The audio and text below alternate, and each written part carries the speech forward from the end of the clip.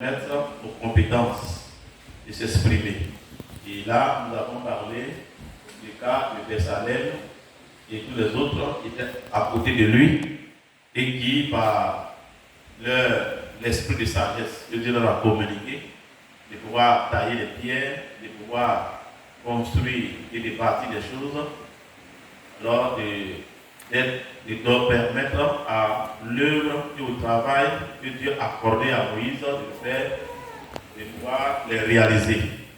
Et donc, il a fallu donc ces personnes-là auprès de Moïse pour accomplir toutes les recommandations que Dieu a accordées à Moïse dans le service que Dieu lui a commandé. Alléluia. Et nous avons parlé du fait de permettre aux chrétiens matures qualifiés d'utiliser et exprimer leur talent. Donc, en cadre aussi, on a parlé du fait que les chrétiens matures doivent porter des charges dans la communauté. Doivent porter des charges dans la communauté. En nombre 11, nous avons vu que Dieu a demandé à Moïse de choisir des anciens, des hommes qu'il connaît bien, afin de leur accorder certaines responsabilités. Donc, il prendra de l'esprit qui est sur lui pour leur accorder cela, pour qu'ils puissent accomplir les tâches. Et donc, en 3, 1.3, on a parlé des qualités spirituelles des responsables, de ces responsables. La qualité qu'il doit développer. On a parlé de l'amour. On a dit que l'amour de Dieu est la première condition, l'amour de Dieu, c'est la première condition d'un service, d'un vrai service dans la maison de Dieu, dans l'oreille de Dieu. Parce qu'il faut aimer Dieu d'abord. Il faut aimer Dieu. Et celui qui aime Dieu aime son prochain. Donc, quelqu'un ne peut pas dire que j'aime Dieu s'il n'aime pas son frère, s'il n'est pas prêt à servir et à servir son frère.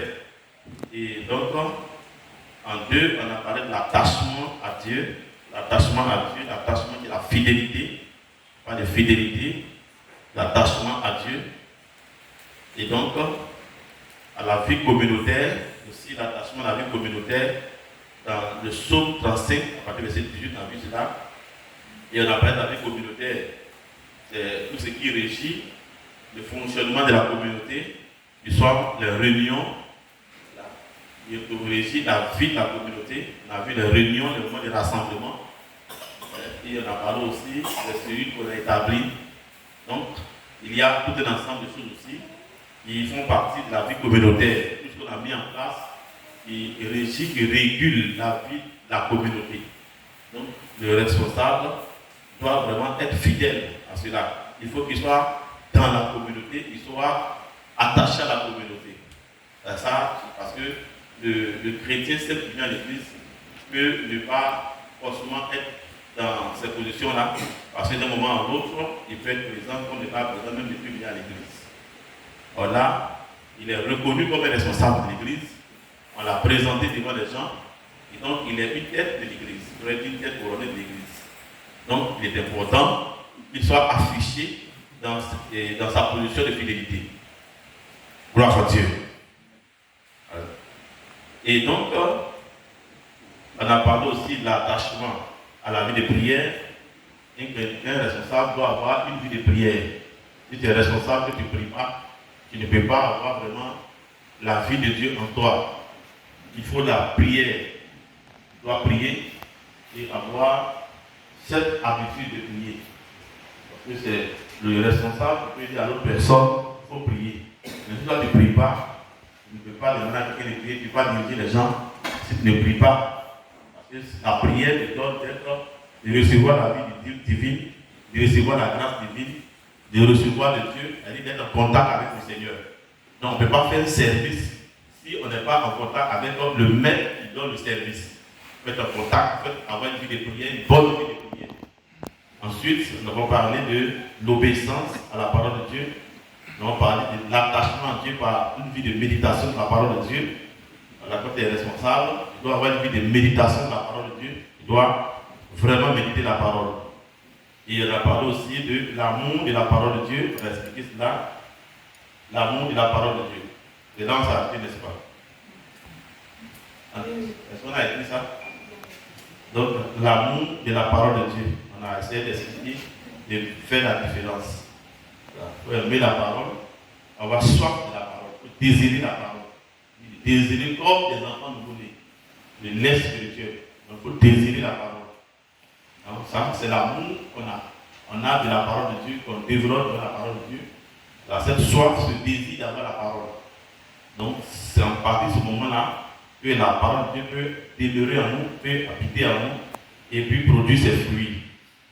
Et 3 maintenant, on n'a pas fini. Il y a un dernier tiré, le dernier point de cette partie du grand 3, qui est la fidélité dans les dîmes et dans les offrandes. C'est très important.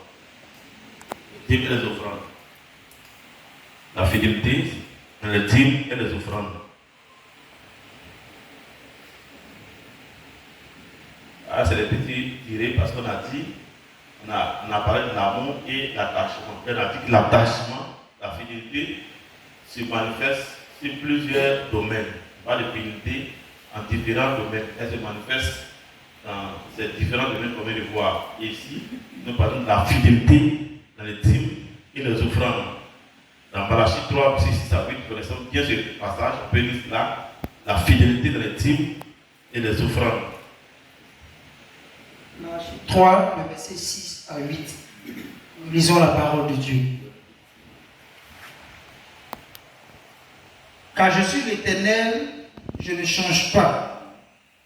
Et vous, enfants de Jacob, vous n'avez pas été consumés.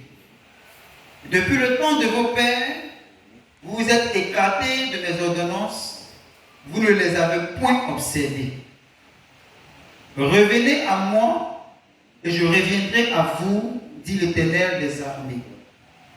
Et vous dites, en quoi devons-nous revenir? Un homme trompe-t-il Dieu?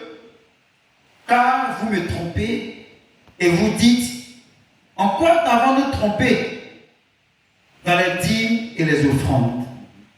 Amen. Alléluia. Donc, vous voyez, donc, il dit que revenez à moi, et puis vous me trompez. Vous voyez, donc là, nous voyons, on peut dire que c'est une question d'argent, mais Dieu montre, révèle notre attachement par rapport au fait que nous donnons les dîmes et les offrandes. C'est-à-dire notre attachement, là où on est attaché, là on amène notre argent. Donc, il parle à ce peuple-là, disant qu'ils ne sont pas avec lui. Comment il voit ça? Parce que lui n'apporte pas à Dieu leurs dîmes et les offrandes. Donc, Dieu voit là sur tout ton cœur. Donc, dans l'attachement, c'est leur attachement.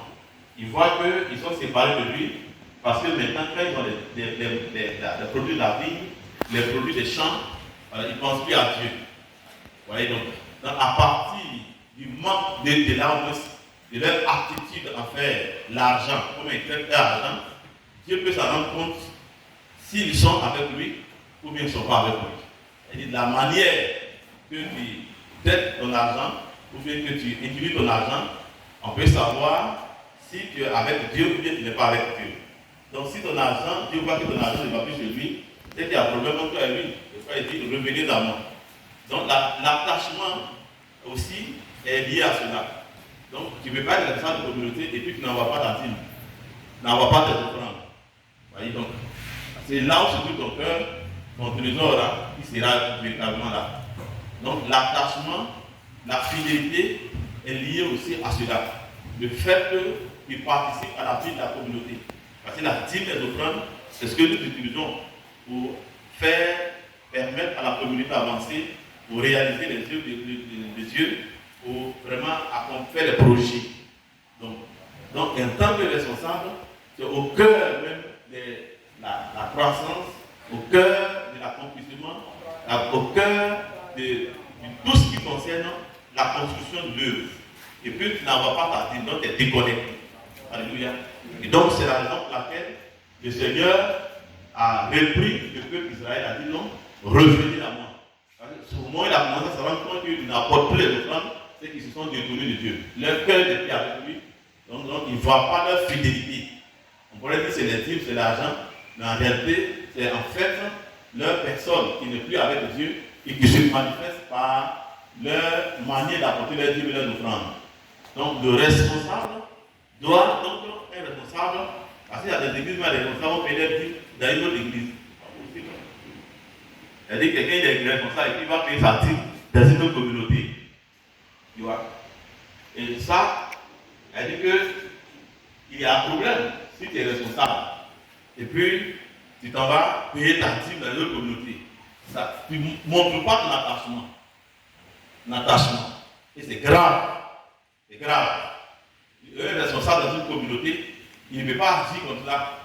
Parce que Dieu lui a donné un champ, il a donné une responsabilité là, il a établi quelque part. Donc le fait d'agir comme ça, c'est-à-dire que tu n'es pas à l'auteur, à la hauteur de la position dans laquelle tu es. Tu n'es pas à la hauteur d'un responsable. Donc tu agis comme un chrétien qui est venu nous rendre visite. Tu agis comme un homme qui est passager et qui n'a pas d'obligation. Or, le responsable a une obligation. L'obligation, c'est qu'on lui a donné une part de l'œuvre. Et puis lui qui doit faire avancer l'œuvre, lui, ça va construire la chapelle de quelqu'un d'autre. Alléluia. Ça va construire la chapelle de quelqu'un d'autre. Et ça, donc, ce n'est pas possible. Ce n'est pas possible. Donc, quand on est responsable dans une communauté, alors on participe à la construction de la communauté. On participe cela. Alléluia. Donc, ce n'est pas digne quand on est responsable. Dans certaines communautés, même là, on t'enlève carrément. On dit que tu ne peux pas être responsable. Parce qu'il faudrait que tu sois modèle. Le modèle, toi, tu dois attirer les autres pour dire non, donnez vos dîmes, vos offrandes, apportez vos dîmes. Mais si toi, tu es responsable, tu n'apportes pas ta dîme, alors tu ne peux pas dire au peuple d'apporter sa dîme. Tu ne peux pas dire aux frères, aux autres, d'apporter leur dîme. Parce que la dîme ne va pas au ciel. La dîme, c'est pour la terre, c'est pour nous. Voilà. C'est une part que Dieu a réservée, même si on ne donne pas d'offrande et qu'on ne fait rien, car il y a quelque chose qui est là pour construire, c'est l'obligation. En fait, la dîme est une obligation. Une obligation, ce n'est pas quelque chose de volontaire. C'est une imposition, c'est une obligation. Parce que c'est la part de Dieu. Ce n'est pas que tu dois donner l'argent. Quand quelqu'un d'autre a la personne, quand tu donnes leur dîme, ils donnent leur dîme, ils ne font plus offrande. La dîme, ce que tu donnes là, ce n'est pas pour toi. C'est comme si tu n'as rien fait. Ce n'est pas pour toi. Donc si tu paies la dîme, peut-être qu'on pourrait dire que tu pourrais te vanter que tu as payé dîme parce que par rapport au fait que tu as rempli tes engagements. Mais en réalité, tu n'as pas donné d'argent à Dieu. Parce que c'est la part de Dieu. La part de Dieu. Il y a des gens qui mangent quand ils viennent pour faire offrande. C'est sa dîme qui remplace son offrande.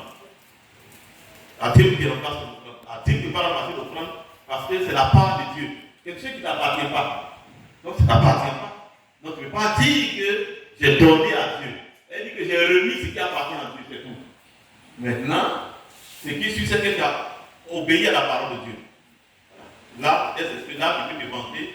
Tu vas être fier de cela parce que tu as obéi, tu as pratiqué ta parole, tu es soumis à la parole. Mais tu n'as rien donné de toi à Dieu parce que ce que tu as donné là, ça appartient à Dieu.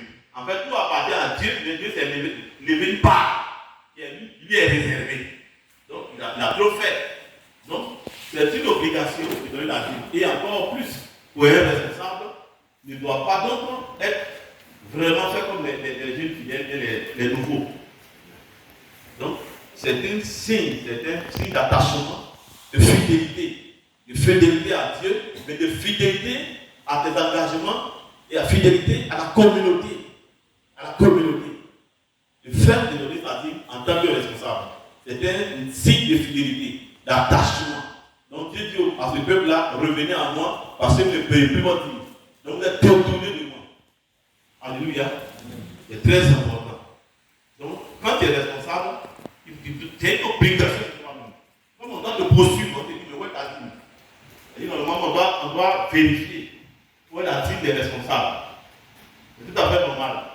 Où est la dîme des responsables? Où est ta dîme? On doit même te demander où est ta dîme. Où est ta dîme? Parce que, voilà, quand tu deviens responsable, tu n'es plus comme les autres. Tu n'es plus comme les autres. Donc, il y a des obligations sur toi. Et ça, la maison de Dieu. Alléluia. Donc, les dîmes et les offrandes. En 3, nous allons parler de l'esprit de sagesse. l'esprit de sagesse. L'esprit de sagesse. Je ne vais pas dire la sagesse, je dis l'esprit de sagesse, pour qu'on comprenne bien que c'est l'esprit de sagesse.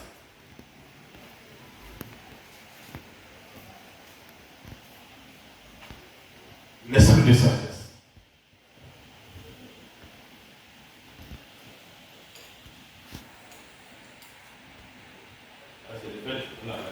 Le chrétien doit fonctionner et travailler avec la sagesse. Le chrétien doit fonctionner, bien le chrétien responsable doit fonctionner et travailler avec la sagesse. Avec la sagesse. Le chrétien responsable doit fonctionner et travailler avec la sagesse.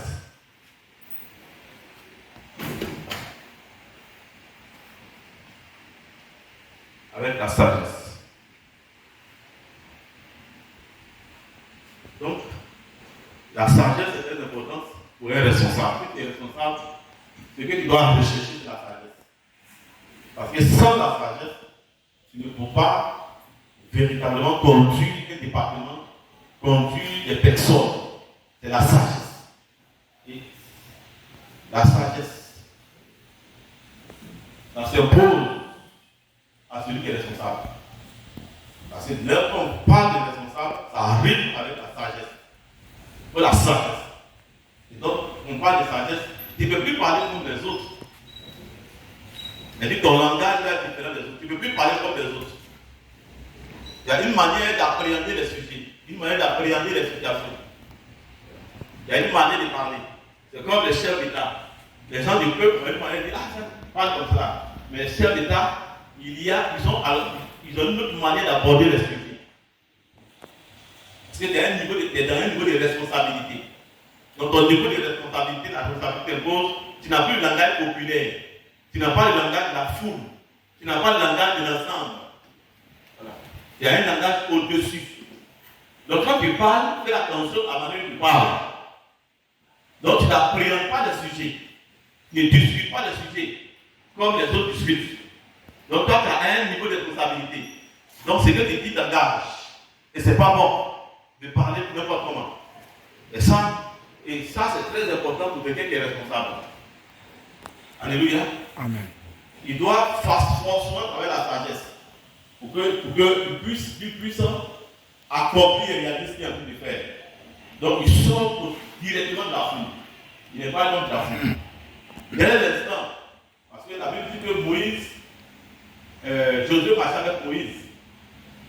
Il marchait avec Moïse, mais il était toujours dans le temple avec Moïse. Il était séparé de la foule.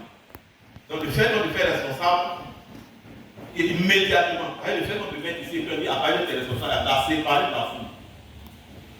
La séparer de la foule. Donc tu es dans une autre position, tu as un autre regard, tu as une autre manière d'intervenir. Tu as une autre manière de parler. C'est comme ça.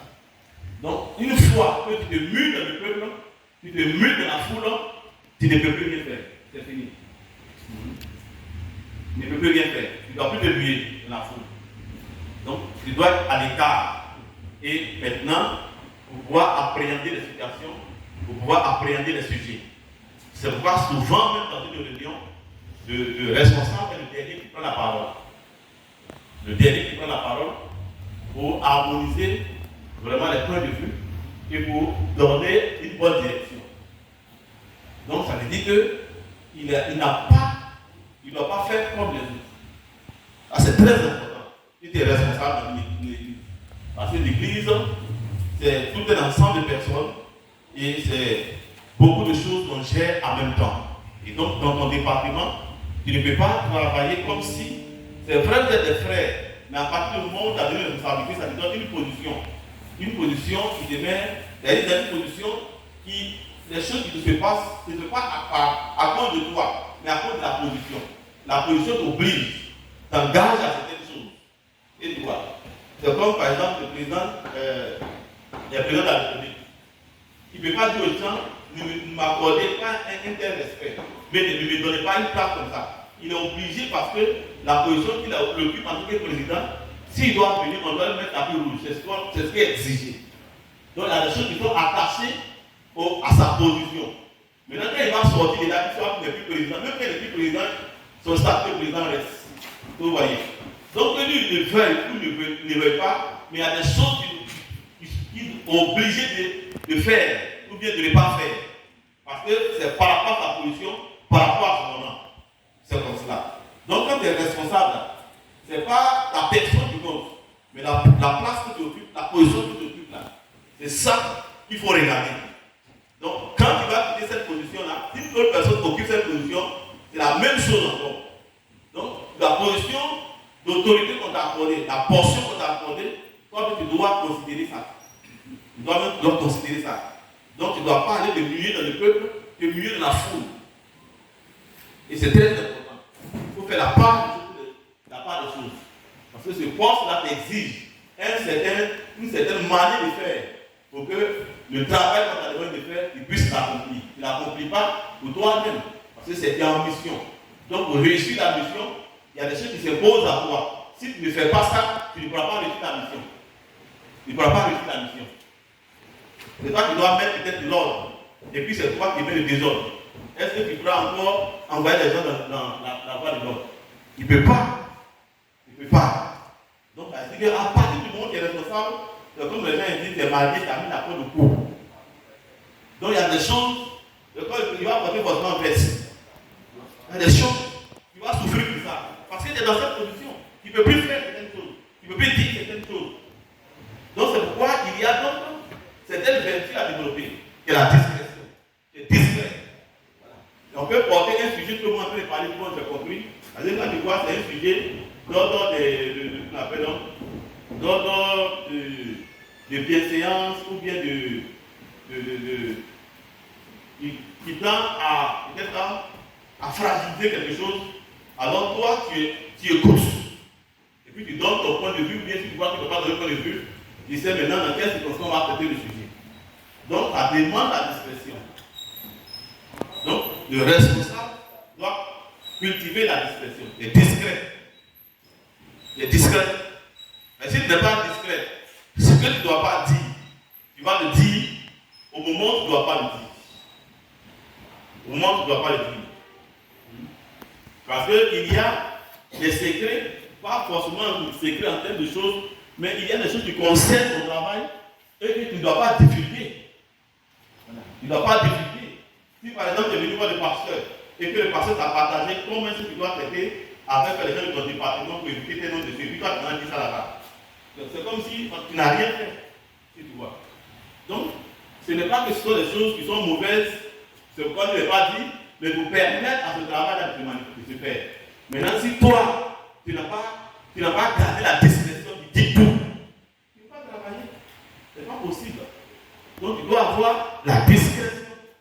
Et par la discrétion, maintenant, tu vas réussir ce qu'on appelle. Un responsable qui parle tout, tu parles tout, tu dis tout ce que les autres disent. Ah là, tu ne peux pas t'en sortir. Alléluia. Tu ne peux pas t'en sortir. Parce que ça, c'est un danger. Parce que tu vas te piéger et tu vas tomber facilement dans le péché. Dans le péché. Et dans des pièges. Et il y a beaucoup de pièges. Beaucoup de pièges. Et à l'église, il y a trop de pièges. Donc ça veut dire qu'il doit être modéré. Il doit être modéré. On va écouter ça. Il doit être modéré. Modéré, moins bavard. Modéré, moins bavard. Modéré, les discrets, les modérés, moins bavards. Ce que les autres peuvent dire, tout le monde peut dire, toi tu ne peux pas dire ça. Tu ne peux pas dire ça. C'est comme l'intercesseur. Une fois que tu deviens intercesseur, il vaut mieux ne pas entrer dans l'intercession. Une fois que tu deviens intercesseur, tu n'as plus le droit de parler de quelqu'un d'autre de son problème. C'est-à-dire que si tu es intercesseur, tu ne peux pas aller voir peut-être frère Hans pour dire que mais lui là, il est mauvais, il est comme ceci. Parce que ta responsabilité, c'est de prier pour la personne. Donc, dès les fois de devenir intercesseur, elle dit que toi, tu traites tous les problèmes des gens avec Dieu. C'est comme ça. Donc, la responsabilité de l'intercesseur, L'intercesseur, il est entre Dieu et les hommes. C'est-à-dire que lui, il est là, c'est comme Moïse. Les gens ont dit, ah, vraiment, Moïse n'est pas bon. Hein? Il me met contre Moïse, il faut cela contre Moïse. Et puis, bon, Dieu dit, bon, si c'est ça, comme il te fatigue tellement, je vais faire quoi? Je vais les tuer. Et puis, je vais élever une autre génération. Moïse dit, non, pas les tuer. Ça c'est l'intercesseur. Donc, l'intercesseur, il ne parle pas beaucoup. L'intercesseur, il ne calomnie pas, il ne critique pas. Même si c'est vrai, il ne fait pas ça. Parce qu'il ne peut plus aller devant nous pour plaider pour la personne. Il ne peut plus. Il ne prend plus parti. Notre intercesseur qui ne prend plus parti, il ne prend pas parti. Ou quoi que ce soit. Parce que tu es là pour plaider. Tu es là pour plaider. Donc l'intercesseur sur la montagne, le peuple est dans la vallée. Donc c'est à peu près comme ça le responsable. Le responsable doit être discret. La discrétion. Modéré. Discret et modéré. Prudent et vigilant. Et sans vigilance, il va faire des erreurs, il va faire des fautes graves. Et il ne faut pas se mêler à tous les sujets. On va écrire ça. Ne mets pas à tous les sujets. Parce que ton avis compte plus. Ton point de vue compte. Ton point de vue ne compte pas en tant que. Elle dit ton point de vue n'est pas vu comme une personne ordinaire. Mais ton point de vue est vu comme un responsable. Oui, donc. Ton point de vue est vu comme un responsable. Donc, or, quelqu'un peut s'élever, il dit, bon, toi tu vas essayer la même là. Il y a telle chose, il y a telle chose. Un homme vulgaire. Mais un homme qui est dans une position d'autorité, il ne peut pas parler comme ça s'il n'a pas des preuves. Si vous comprenez. Elle dit, il ne parle pas parce que les gens ont dit. Mais les gens du peuple à tout le monde parler. Vraiment, dans le pays là, les gens font de l'argent. Non, il y a telle personne qui a détourné de l'argent. Mais par exemple, un juge, il ne peut pas parler comme ça. Vous voyez donc. Elle dit, dès l'instant il est devenu juge, il ne peut pas venir sur le plateau et puis dire ce que tout le monde dit. Parce que les juges. Donc il faut que lui, il travaille sur les preuves. Donc si le juge a déjà condamné, il ne peut plus juger. Je ne sais pas si vous comprenez. Donc selon ta position, ça te donne des obligations et des interdits. Des choses que les autres peuvent faire, que toi tu ne peux plus faire, tu ne peux pas faire. Est-ce que tu es limité maintenant sur certaines choses à cause de ta position? Ça t'oblige à certaines choses. Ça t'oblige. Même si c'est pas dit vrai ou bien c'est que on dit que la détourné d'argent dans le pays c'est vrai, mais le juge, si on interroge à la télévision, il ne peut pas parler comme on fait un micro pour toi et tout le monde parle. Lui il ne parle pas comme ça. Donc c'est comme ça le responsable de l'église. Le responsable ne parle pas comme ça. Il ne parle pas comme ça. Donc il y a là où il doit parler, il y a où il doit parler, où ça engage sa responsabilité. Et il parle dans le sens de son travail. Il parle dans le sens de son travail sur les sujets, pas des sujets. Dans le sens de son travail. Dans le sens de son travail. Sur les sujets qui sont importants. Alléluia. Gloire à Dieu. Donc on écrit que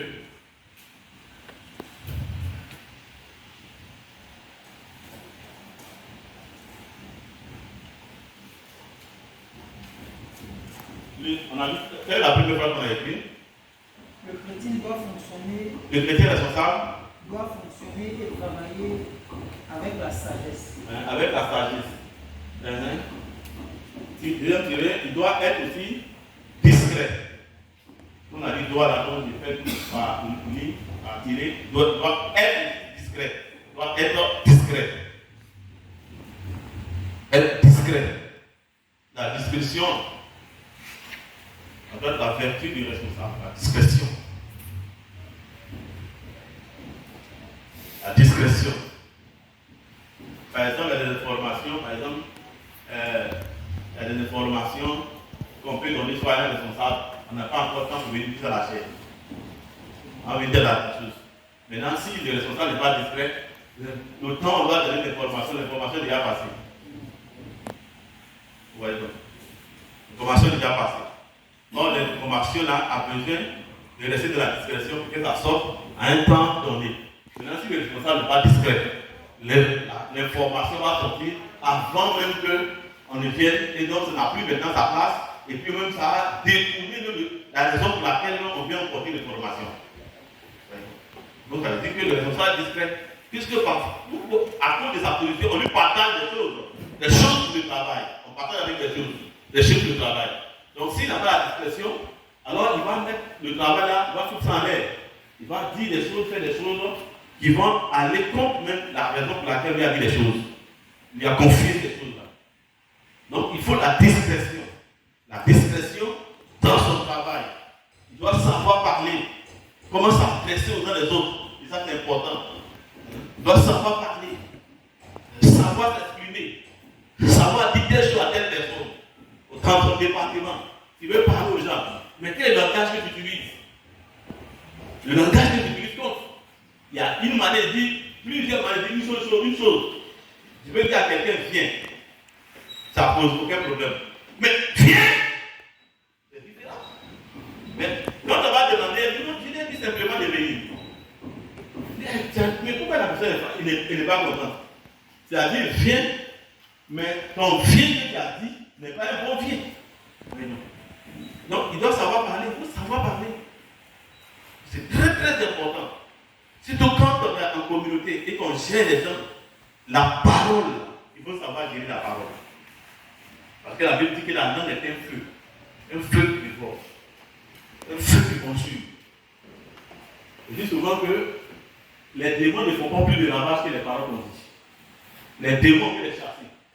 Mais une parole que tu as dit n'est pas bonne, on ne peut pas chasser ça. On ne sait pas où se trouve la parole que tu as donnée. La parole est comme le vent. Mais le démon, on peut dire au nom de Jésus, le démon part, les démons sont bons. Ils sont bons. Mais les choses la plus dangereuses, c'est les paroles qui libèrent. Parce qu'on ne sait pas où se trouve la parole.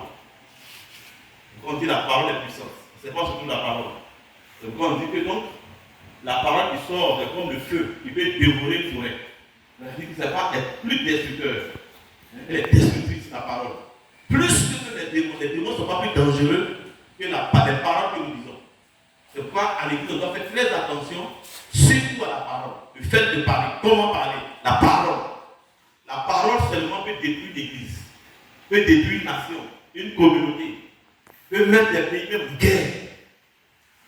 Le fait de parler, la parole, c'est qu'on a dit. Donc c'est pourquoi on doit faire très attention. Quand c'est dans ton département, il faut savoir parler aux gens de ton département. Il faut se connaître le langage qu'il faut utiliser. Il faut savoir comment s'exprimer devant telle personne. Une personne qui est plus âgée que toi. Parce que dans les départements, l'église ne cherche pas. À l'église, on ne donne pas de position de responsabilité par rapport à l'âge. Il y a beaucoup de critères. C'est aussi important, c'est très important. Mais il y a beaucoup de critères. Donc, dans un département, tu peux être moins âgé que des gens qui sont plus âgés que toi. Et donc, pas parce que tu es le responsable et que, en utilisant la parole, tu vas offenser les gens, utiliser la parole de manière à toucher à l'intimité des gens, à toucher à l'âge des gens. Donc, il faut faire attention quand tu parles et que tu entends des gens qui sont plus âgés que toi. Il faut savoir utiliser la parole, il faut savoir leur parler. Même s'il y a des choses qui n'ont pas été bonnes, il y a une manière de dire que non, ça n'a pas été fait de la manière que je voulais que tu fasses. Il est important que nous fassions de telle manière. Donc, je ne suis pas d'accord. Mais il faut donc faire attention. Donc, la manière qu'on s'adresse aux gens, c'est ce qui va faire comment ils vont réagir, leur réaction. Donc, si tu t'adresses de façon dure, avec des paroles, des mots qu'on utilise, ce ne sont pas des bons mots, tu vois, ça va faire que la réaction de retour n'est pas bonne. Et la personne, les gens qui t'encadrent, ils ne sont pas heureux de ta présence. Mais chaque fois que nous disons, on va faire réunion, ils ont déjà parlé. On dit, ah, les gars, il est venu encore. Ça va faire venir encore. Là, on sait que va venir tirer sur nous, va venir cogner. Voyez. Et c'est pourquoi, quand tu fais avec les gens, il faut savoir. Alléluia. Et c'est très important. Je m'attends à ce niveau des responsables. Très important. Il faut savoir parler. Une personne offensée, et qui n'a pas revenu sur l'offense, c'est très dangereux. C'est très dangereux. L'offense détruit. L'offense, c'est comme aussi un feu. Donc, on doit savoir utiliser la parole, notre langage, notre manière de parler aux uns aux autres. Ça, on peut manifester le respect à travers notre langage. Même si c'est ton frère en Christ, nous vous avez même âge. Quand tu lui parles, il faut savoir lui parler. Il faut savoir t'adresser à lui. Mais si tu t'adresses à lui devant tout le monde, comme moins que rien, vraiment devant les gens, mais frustré. Et quand tu es frustré, que penses-tu que sera ta réaction? Peut-être qu'il ne le dira pas, mais il n'est pas content, il n'est pas à l'aise. Peut-être qu'il ne va pas l'exprimer, mais toutes les fois que tu vas venir lui parler, il est déjà dans sa position, dans sa propre position. Il est dans une position, mais pas la bonne. Il fait des réserves.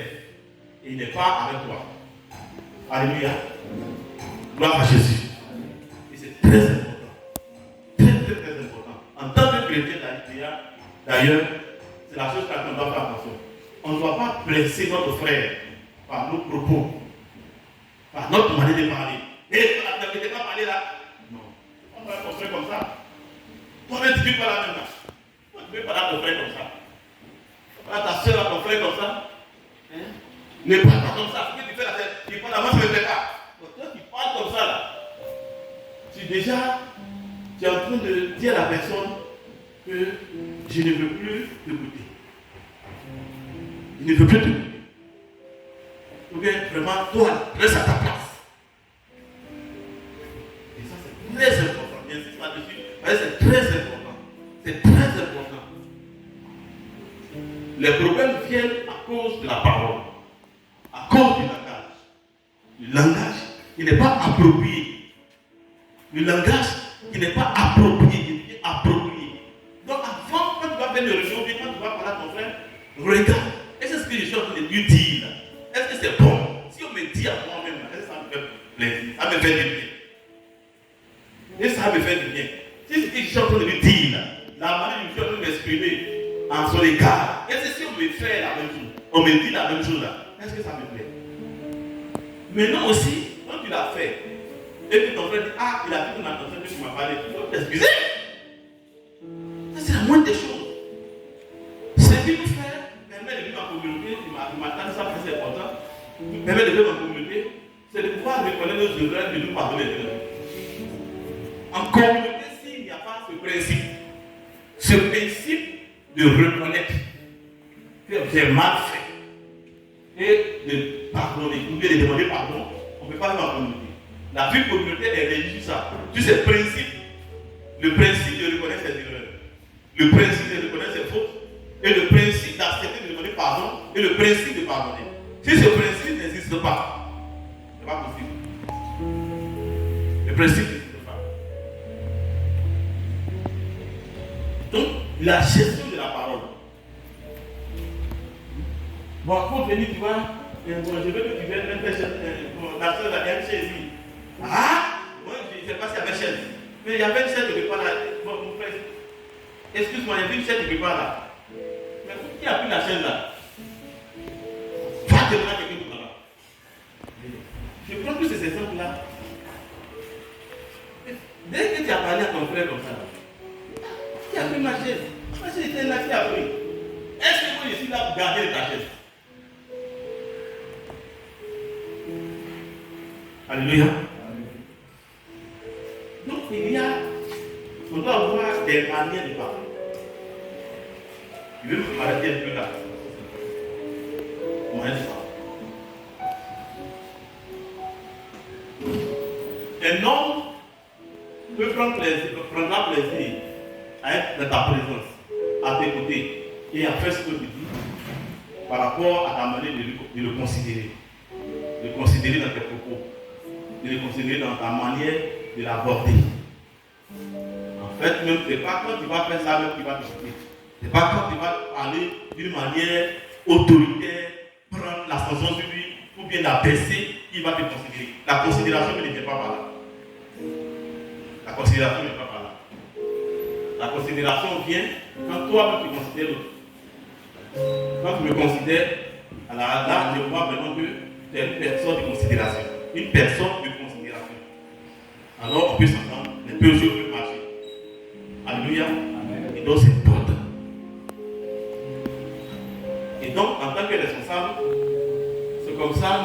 fonctionner. Et si nous fonctionnons comme cela, vous allez voir que ça va faire que tout ce que nous faisons va nous de l'avant. Parce qu'il y a une compréhension mutuelle. La compréhension vient par là, par le langage. Moi, souvent, quand je suis là, je vous suis. Avant qu'on fait des réunions, je vois quelqu'un qui parle, quelqu'un je regarde.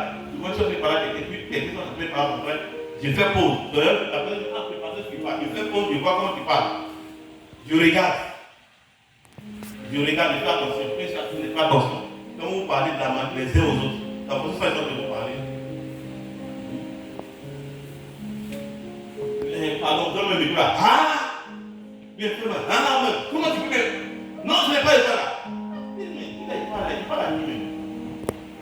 Son frère, il parle comme ça.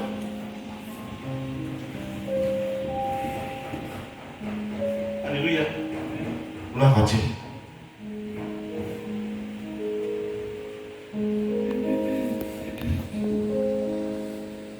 Nous espérons que être modéré et éviter, après être discret, être modéré et éviter d'être bavard. On va aller après notre passage.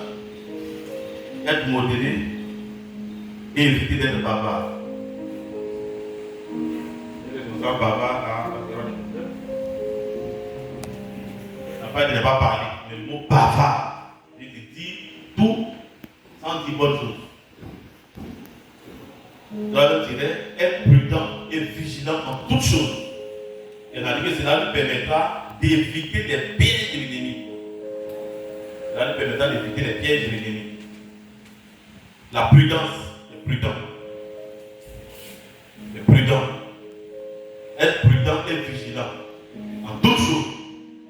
Alors, cela lui permettra d'éviter les pièges de l'ennemi et le péché qui nous environne facilement. Le péché qui nous environne facilement.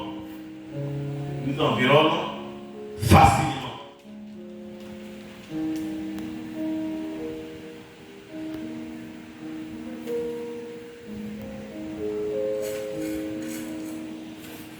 C'est-à-dire, là, il faut éviter de se payer de tous les sujets. De tous les sujets. L'éviter ne regarde pas. C'est pas la plupart la vie. Ne vous occupez pas des affaires des autres. Les affaires des autres. Quand quelque chose ne te concerne pas, ne pas ta bouche dedans. Si, par exemple, on dit il y a un gars dans une communauté ou bien une église qui se là-bas, que le responsable veut le passer à vous, encore dans la délégation. Pas c'est pas mon affaire. C'est pas mon affaire. Elle dit il y a des affaires qui nous regardent pas. Et puis on peut en parler. Parce qu'on dit responsable, elle dit quoi? Elle dit il y a une responsabilité. Elle dit il y a quelque chose qui te regarde. C'est comme si tu es un bon père. Je suis un bon père, mais tu es un bon père. Si tu es mon parrain, même si tu es père, ma maison n'est pas bonne, n'est pas bien affectée là. Parce que tu es un bon père qui t'a fait lever ma tête, qui t'a fait ma maison.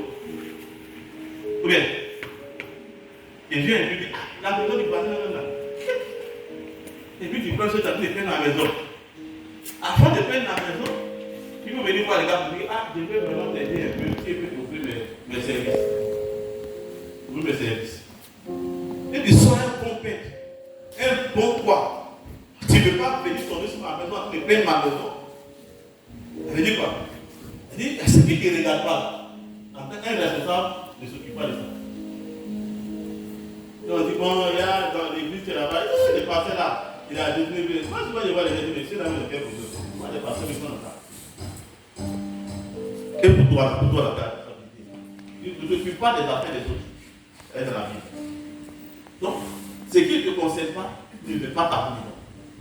Et ça c'est ce qu'un responsable doit faire. Ce qui ne te concerne pas, tu ne regardes pas. Si le pasteur de l'église n'a plus de moi de donner l'argent, c'est son problème. C'est le problème de sa communauté, c'est le problème des gens de son église. Ça ne me regarde pas. Parce que ce qui te regarde, elle dit que tu as une responsabilité là-dessus. Une responsabilité dessus. Donc si on vient m'en parler, on dit que le pasteur là-bas a détourné l'argent de la communauté, ça veut dire que j'ai une responsabilité pour pouvoir régler le problème, ou peut-être intervenir dans le problème. Donc c'est en termes de responsabilité que je m'intéresse. Parce que je m'intéresse, parce que ça me regarde, c'est ma responsabilité. Donc j'ai quelque chose à faire. Mais si je n'ai rien à faire dedans, ce n'est pas mon affaire. Pas mon affaire. Et c'est comme ça qu'on fonctionne dans l'église. Le responsable doit marcher dans l'église.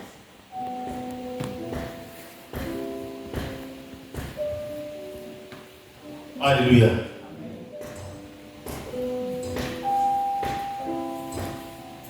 J'étais soutenu souvent. Un responsable qui tombe dans le péché, en fait c'est pas le sujet, un responsable qui tombe dans le péché salit son témoignage. Il y a une question de témoignage. Un responsable qui tombe dans le péché salit son témoignage. Un responsable qui tombe dans le péché salit son témoignage et celui de la communauté. Un responsable qui tombe dans le péché salit son témoignage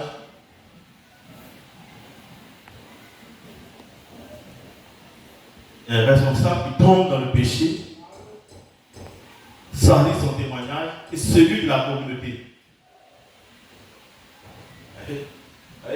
On ne peut pas te séparer de la communauté. Pourquoi il faut faire attention. Parce que quand on dit ton nom là, c'est collé à la communauté. C'est collé à la communauté. Et tu es responsable de cette communauté. Un responsable qui tombe dans le péché salit son témoignage et celui de la communauté et peut être cause de rétrogradation, des chrétiens faits de la foi. Un responsable qui tombe dans le péché salit son témoignage et celui de la communauté et peut être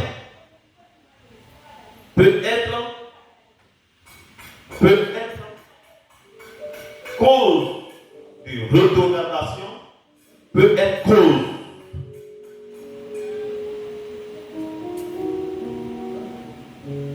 de rétrogradation des chrétiens faits de la foi.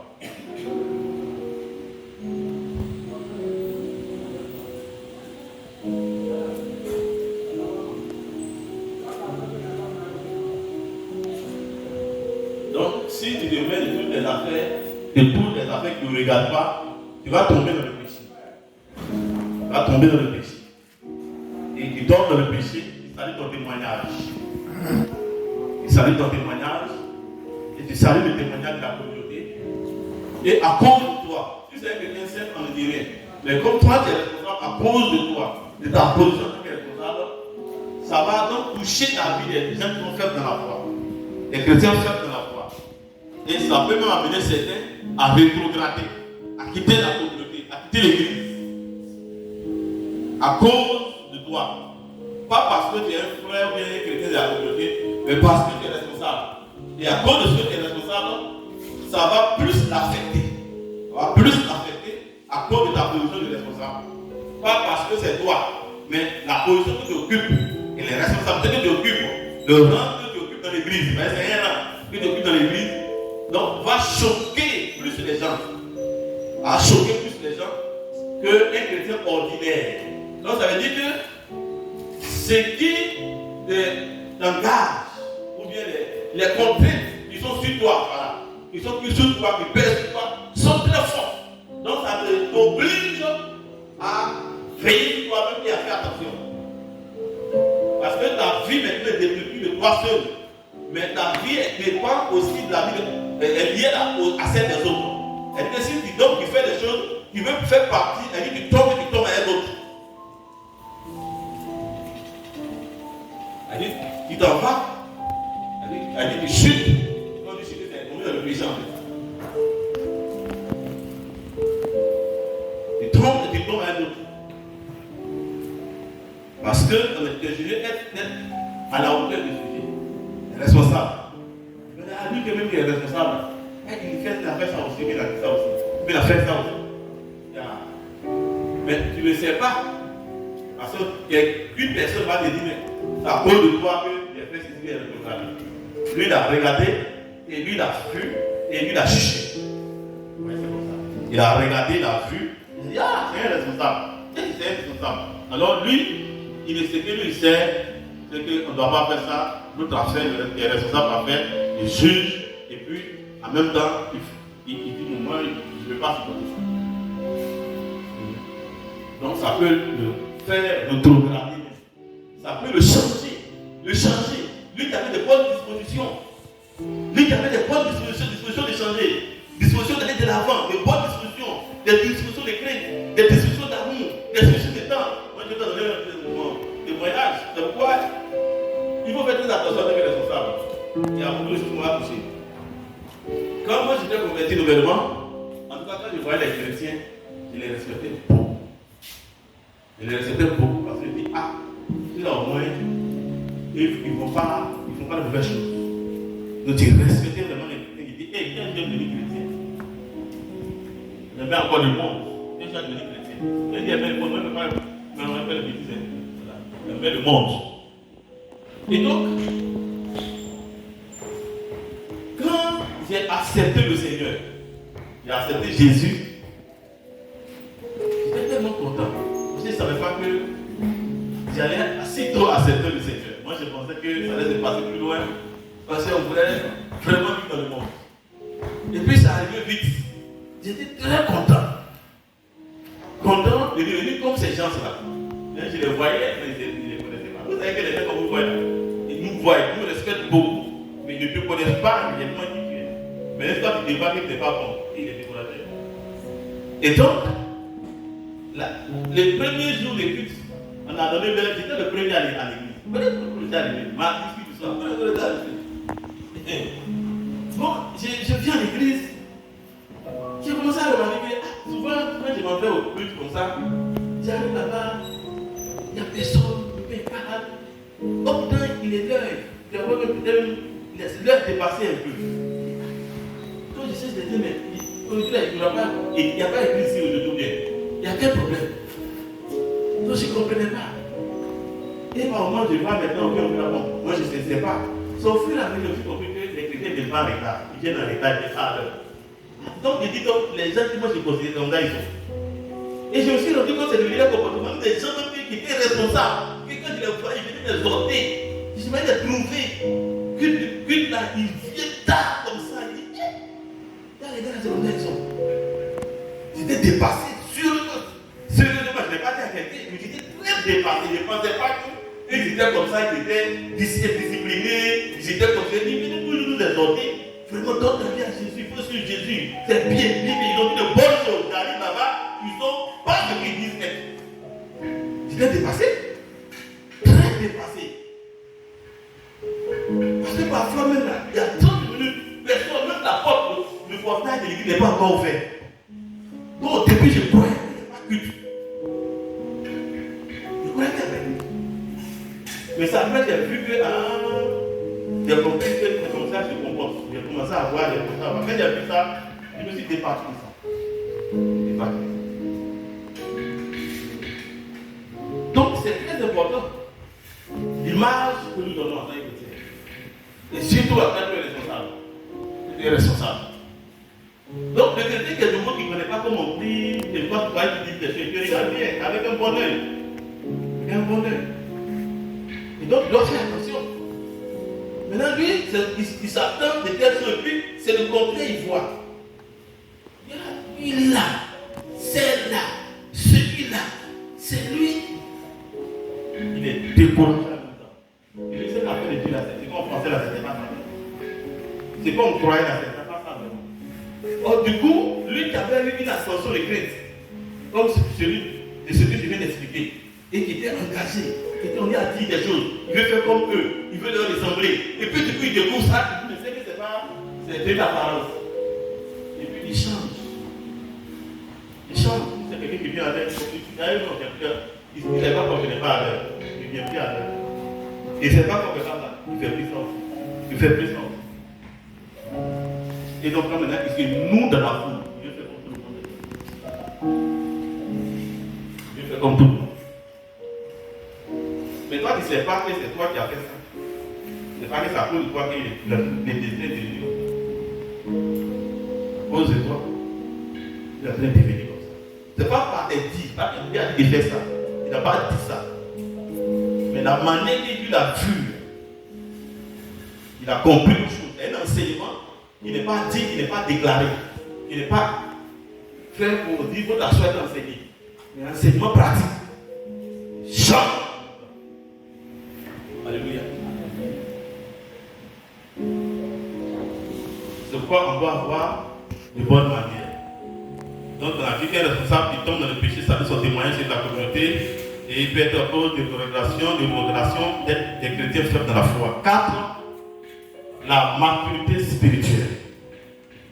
Il y a des choses, je ne suis pas allé en profondeur parce que tout le monde fait des formations là, à des parties, je ne suis pas approfondi parce que tout le monde fait, on va revenir souvent sur ces sujets. Un enseignement ne peut jamais finir. Donc, je crois que dans certains cas, on peut être un peu dans l'essentiel.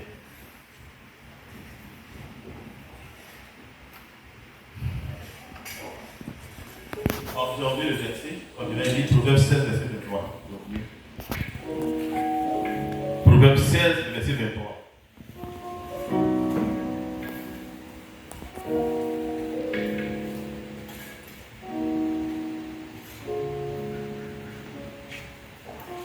Proverbe 16, verset 23. Nous lisons la parole de Dieu par sa grâce. Celui qui est sage de cœur manifeste la sagesse par sa bouche et l'accroissement de son savoir paraît sur ses lèvres. Sur ses lèvres. Amen. Celui qui est sage de cœur, celui qui est sage de cœur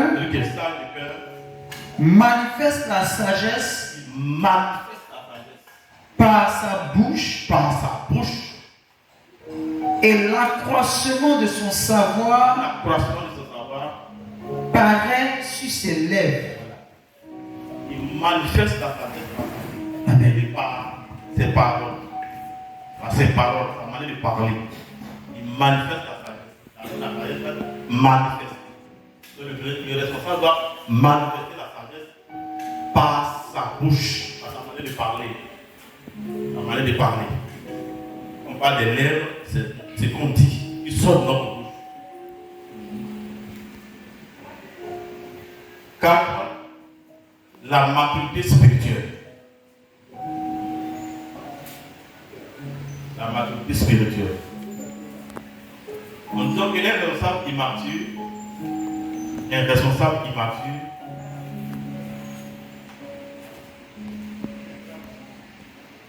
un responsable immature ne comprend pas les voies de Dieu.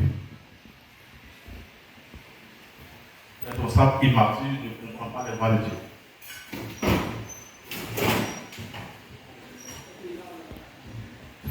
Un responsable immature ne comprend pas les voies de Dieu, ni la volonté de Dieu.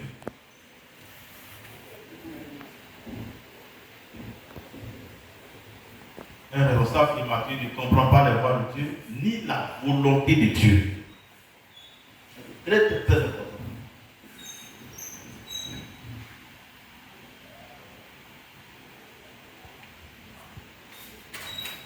Un responsable immature ne comprend pas les voies de Dieu, ni la volonté de Dieu.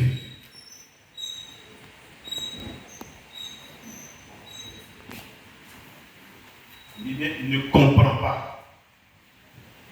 Un responsable immature ne comprend pas les voies de Dieu, ni la volonté de Dieu.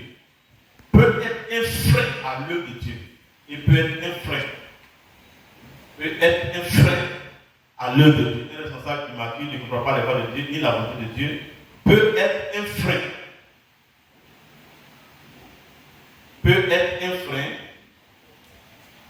Un responsable immature ne comprend pas les voies de Dieu, ni la volonté de Dieu. Peut être un frein à l'œuvre de Dieu.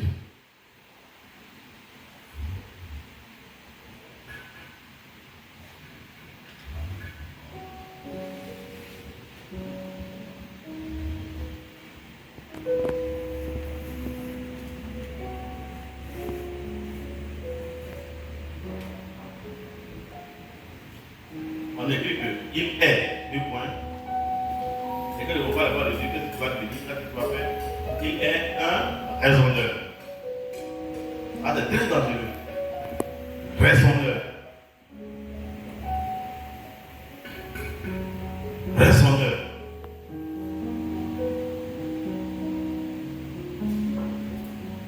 Il est raisonneur. Charnel.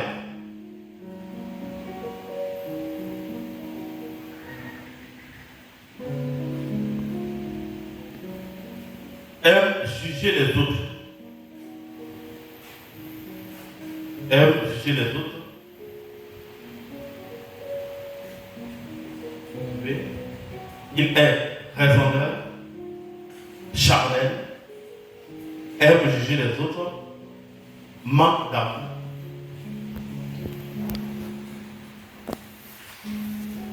Ça, c'est le fruit de l'immaturité. C'est-à-dire que l'immaturité amène l'homme à être comme ça. Quand tu es immature, forcément, il y a des raisonneurs. Pas que tu veux être raisonneur, mais tu es raisonneur. Parce que tu vas maintenant raisonner beaucoup. Raisonner beaucoup. Pourquoi? Parce que tu ne comprends pas les voies de Dieu. Donc, ta seule manière de dire les choses, c'est ton raisonnement. Le raisonnement. Tu raisonnes. Tu raisonnes. Parce que tu ne comprends pas les voies de Dieu. Tu ne comprends pas la volonté de Dieu. Même quand cette volonté s'exprime à toi, un regard révélé, tu es connu, tu ne comprends pas. Et quand tu ne comprends pas, tu demeures dans le raisonnement. Tu demeures dans le raisonnement, et de plus en plus, à cause du raisonnement, tu t'éloignes. Tu t'éloignes de la vérité. Donc le raisonnement va t'éloigner de la vérité. C'est-à-dire la foi réelle. Ce que Dieu veut, ce que Dieu veut que tu fasses. Et c'est très important. Le responsable doit forcément travailler à la maturité. À la maturité. Et si tu n'as pas encore atteint la maturité que tu es dans ce poste-là, toi-même travaille à être mature. Sinon, tu ne pourras pas répondre aux exigences de la responsabilité. Mais cette immaturité, tu dois toujours raisonner. Raisonner. Tu ne comprendras pas même les directions. Les directions qu'on prend à l'église. Tu ne comprendras pas même les voies, ou bien les manières qu'on doit aller avancer. Et même dans ton propre département. Tu ne comprendras pas comment est-ce que l'on doit aller dans telle direction. Et tu es raisonneur. Et le raisonneur est charnel. Les charnels. Il ne peut pas se surpasser. Or, l'homme qui est mature, lui, il agit dans une compréhension spirituelle des choses. Il a une compréhension spirituelle d'un sujet, d'une situation, d'une direction. Il a une compréhension spirituelle. Parce que le spirituel est carrément différent de la chair. Voyez donc. Différent du raisonnement. Donc, quand tu fonctionnes dans la chair, tu vas toujours aller dans le sens contraire de la bonne foi. Donc, il est obligé d'élever ton niveau dans la connaissance, dans la maturité. Pourquoi on a parlé de l'attachement à la parole de Dieu, la méditation de la parole de Dieu? Ça va ouvrir ton esprit à comprendre la volonté de Dieu, les voies de Dieu. Sinon, tu seras en retard sur le chemin, les voies de Dieu qu'on doit emprunter ensemble. Donc c'est pourquoi la responsabilité est importante, ou bien auquel on doit faire très attention, surtout au niveau de la maturité. Au niveau de la maturité. Au niveau de la maturité. Alléluia. Sinon tu vas appréhender les choses d'une manière charnelle. D'une manière charnelle. C'est-à-dire si une situation, bien s'il y a un problème, sur une direction, sur le travail, alors au lieu que tu vois les choses selon l'angle de l'esprit, selon l'angle de la parole de Dieu, tu vas voir ça selon l'angle humain, de façon humaine. Et donc tu vas passer à côté. Quand nous regardons, on remet beaucoup ce passage-là, ce dont nous avons parlé souvent ici concernant les espions. Ouais, ce n'est pas que ce que les espions là, les explorateurs ont dit n'est pas raisonnable. C'était très raisonnable, mais devant la pensée de Dieu, devant la volonté de Dieu, c'était carrément à côté. Pourquoi les gens ont pu partir? Parce qu'ils étaient charnels. Comme ils étaient charnels, donc ils n'ont pas une bonne perception des choses, du point de vue de Dieu. Ils n'ont pas une perception des choses du point de vue de la volonté de Dieu. Ils n'ont pas une perception des choses du point de vue de la parole de Dieu. Donc ils ont une perception purement humaine. Vous voyez? Donc cela les a empêchés de suivre ce que Dieu a dit. Parce qu'il a dit qu'il allait prendre la terre promise.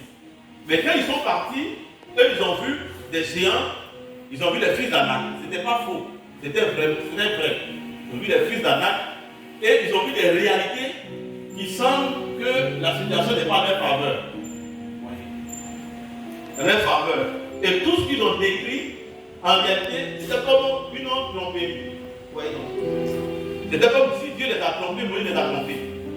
Parce qu'ils ont fait un long parcours. Si c'était ça, c'était dans la vidéo qui allait de leur côté.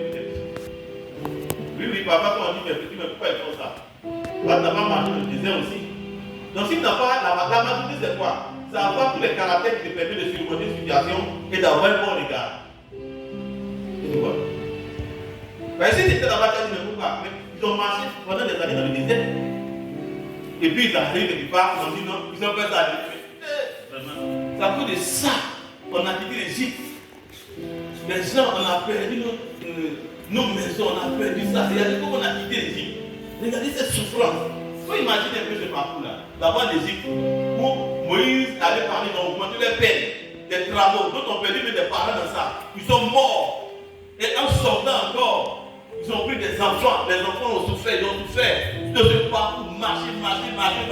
Et puis on dit, on est arrivé, on a dit, regarde, voir, quand on regarde,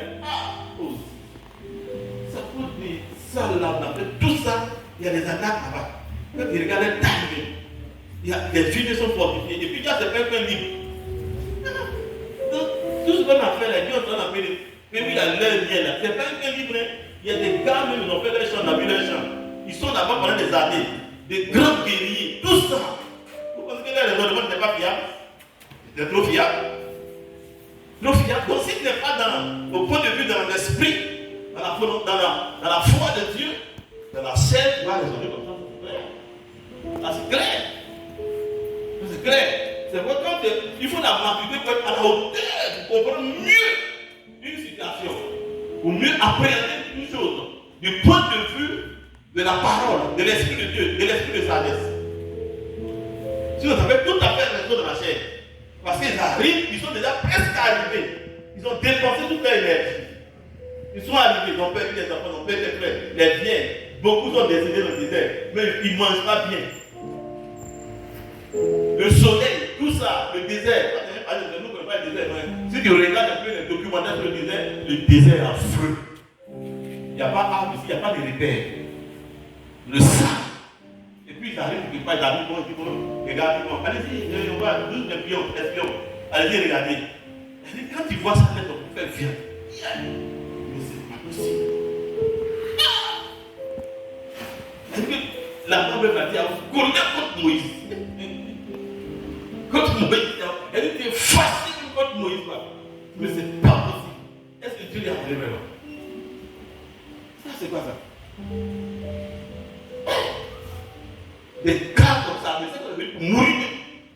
Et bien vu les raisons de Dieu. Mais est-ce qu'ils ont dit non? Ils ont un raisonnement trop charnel. Trop charnel. Ils n'ont pas la compréhension de la parole de Dieu. Comme les autres étaient dans la parole de Dieu. Ils étaient au cœur parce que la maturité les a fait voir les choses différemment. De façon bien. Ils ont traité selon la parole. Alléluia. C'est ça. Est-ce qu'on a besoin de dire ça? Vous avez dit ça à la maison, bien. Nombre 13, verset 23, 25 à 33. On va dire quand même. 14 et 1 10. Dans la répétition pédagogique. 27, 13, 25 à 33, 14 et 1 10. Et tout ça, c'est non.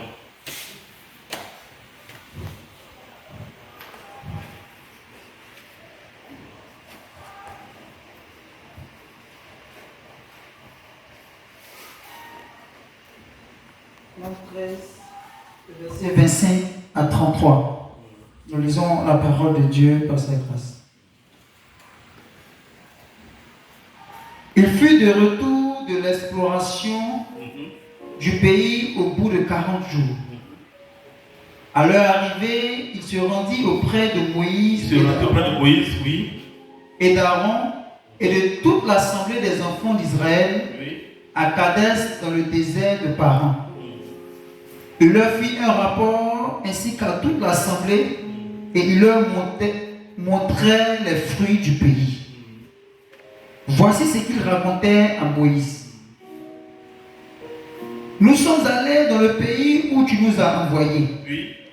À la vérité, c'est un pays où coule le lait et le miel, et en voici les fruits.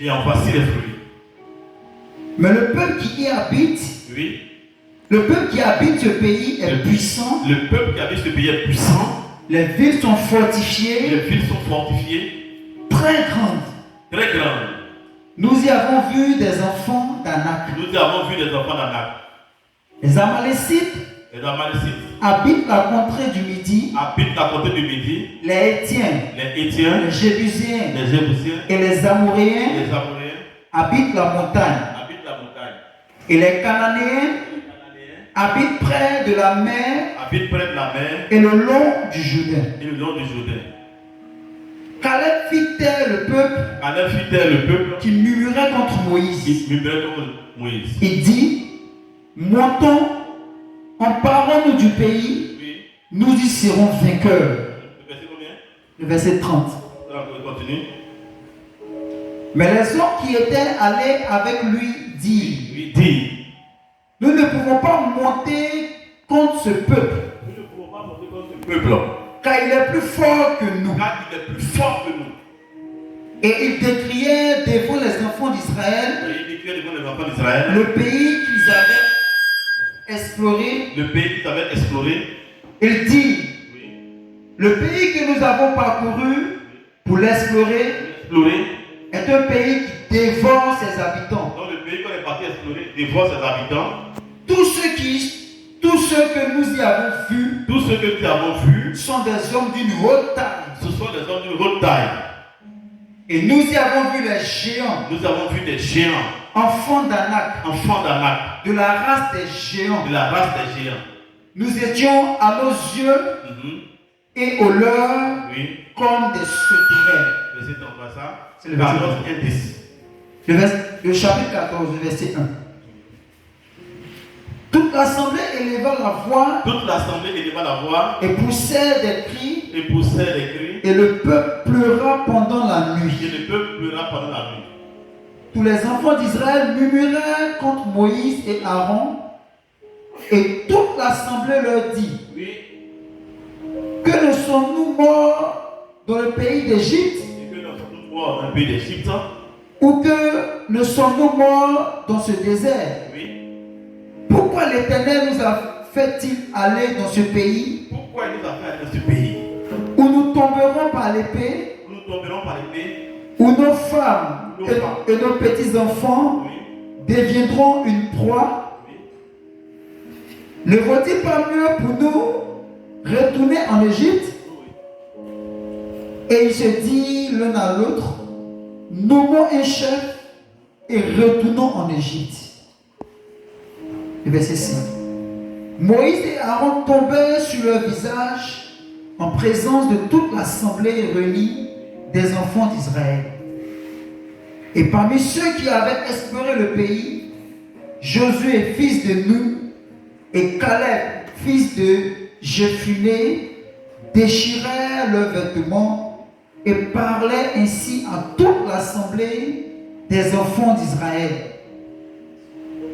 Le pays que nous avons parcouru pour l'explorer est un pays très bon, excellent. Le verset 7. Si l'Éternel nous est favorable, il nous mènera dans ce pays et nous le donnera. C'est un pays où coule le lait et le miel. Seulement, ne soyez point rebelles contre l'Éternel et ne craignez point les gens de ce pays, car ils nous serviront de pâture. Ils n'ont plus d'ombrage pour les couvrir.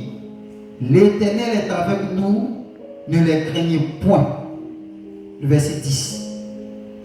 Toute l'assemblée parlait de les lapider lorsque la gloire de l'Éternel apparut sur la tente d'assignation devant tous les enfants d'Israël. Amen. Ouais, donc ce qui a départi à cette personne-là, c'est la maturité.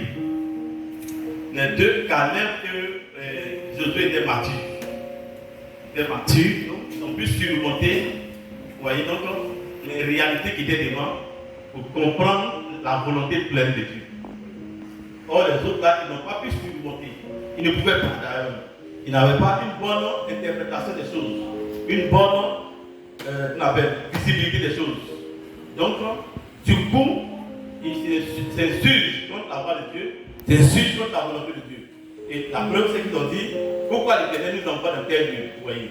Pourquoi Dieu nous envoie? Donc, vous voyez, donc ils s'insurgent contre Dieu, ils s'insurgent contre Moïse. À cause de quoi? De la situation là, vous voyez. À cause de la situation. Donc, du coup, ils sont face à la volonté de Dieu, face à la volonté humaine, face à un raisonnement spirituel et à un raisonnement charnel. Ils ont raisonné dans la chair. Leur raisonnement n'était pas faux puisque ça a amené le peuple à murmurer. Le peuple a dit que c'était vrai, ce qu'il disait. Le peuple a dit que c'était juste, ce qu'il disait. Donc, leur raisonnement a emballé la communauté. Pourquoi? Donc, il avait parmi ses responsables au moins 10 responsables immatures. Ça, ce n'est pas bon pour Moïse. C'est ce qui a fait que déjà c'était trop grave. 10 responsables, toi, qui n'étaient pas matures. Ça ne peut pas aider Moïse. Ça ne peut pas aider Moïse. Quand on va voir le deuxième formation,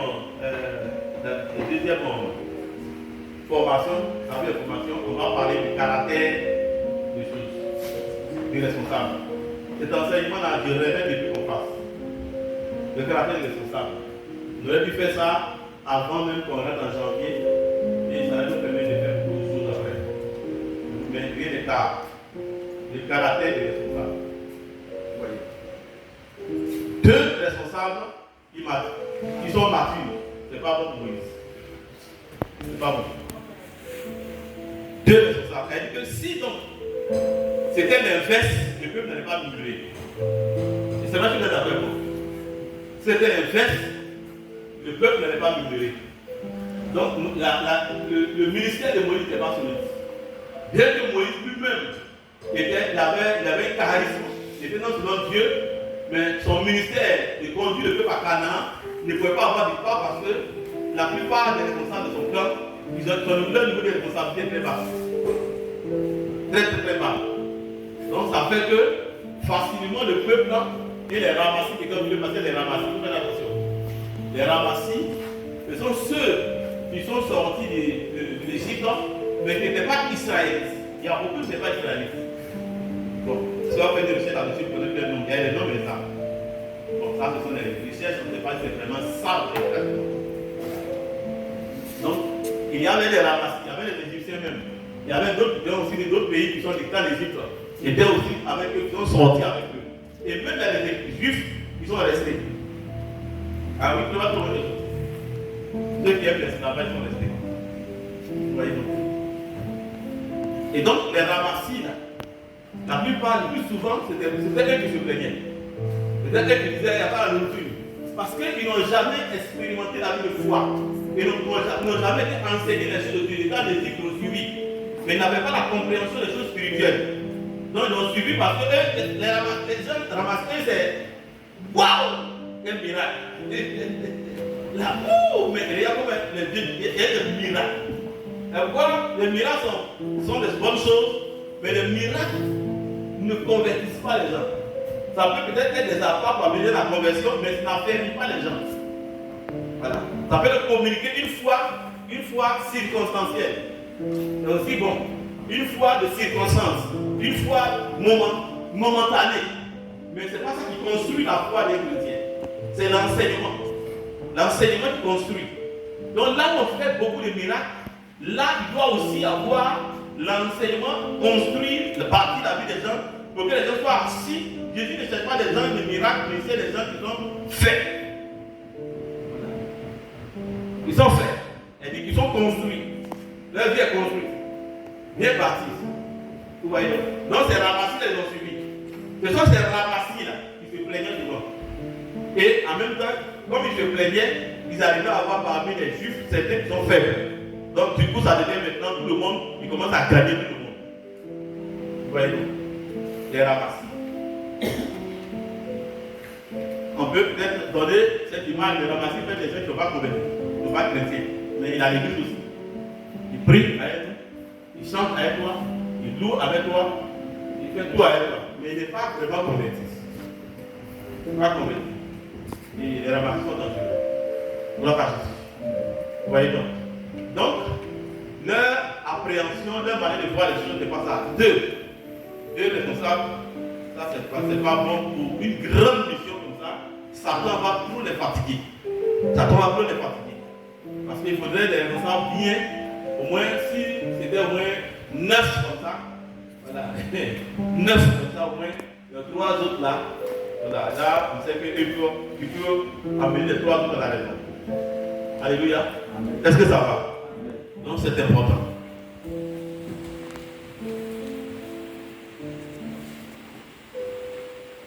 On a fini le 4, pas trop long.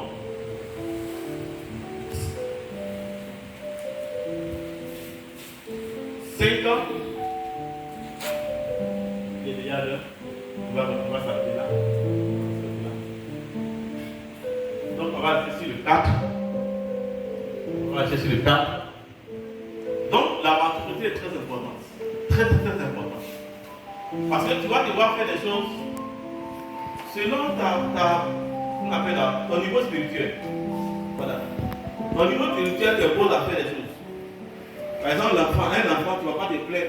Voilà, tout le monde a pris le d'avoir une qui dort là. Tu vas en vouloir. Parce que c'est un enfant. Vous voyez?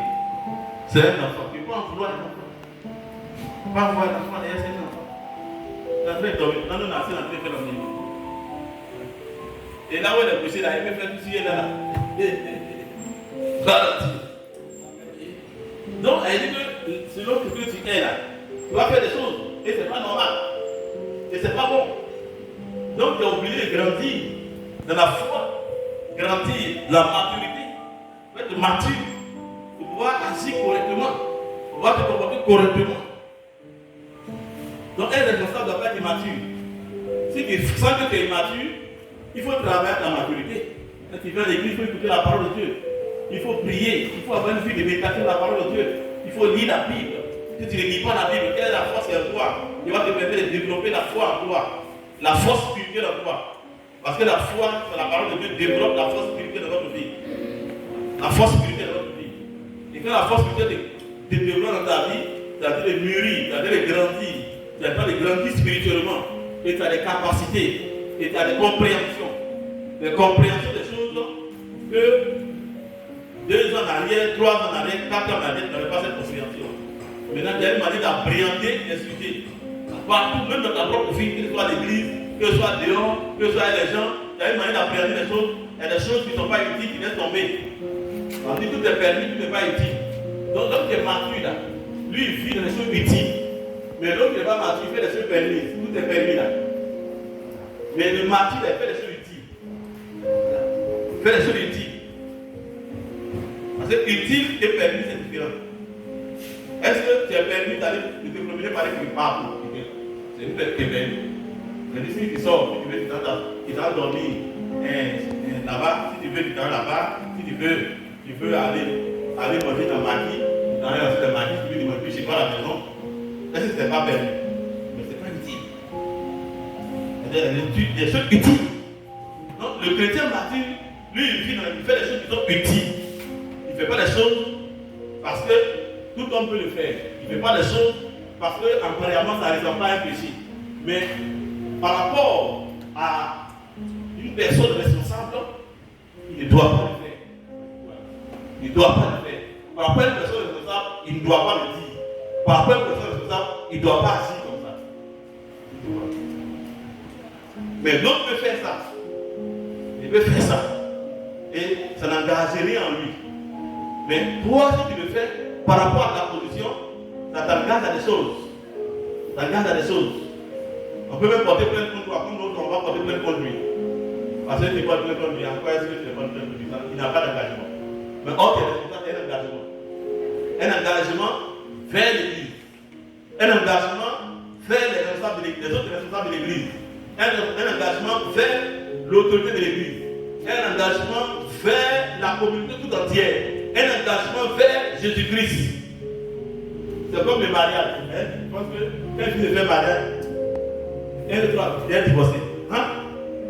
C'est trop pas facile.